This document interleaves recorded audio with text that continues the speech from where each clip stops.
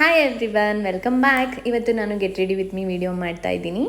ಇವತ್ತು ನಾನು ಸಿಂಪಲ್ಲಾಗಿ ಜಸ್ಟ್ ಒಂದು moisturiser and powder and toner ಅಷ್ಟೇ ಯೂಸ್ ಮಾಡ್ತಿದ್ದೀನಿ. ಯಾಕೆ ಅಂತ ರೀಸನ್ ಕೂಡ ಹೇಳ್ತೀನಿ. ನನ್ನ ಸ್ಕಿನ್ ಕೇರ್ ಪ್ರಾಡಕ್ಟ್ ಎಲ್ಲ ಖಾಲಿಯಾಗಿದೆ, ಇರೋದೇ ಒಂದು 2-3 ಅಷ್ಟೇ.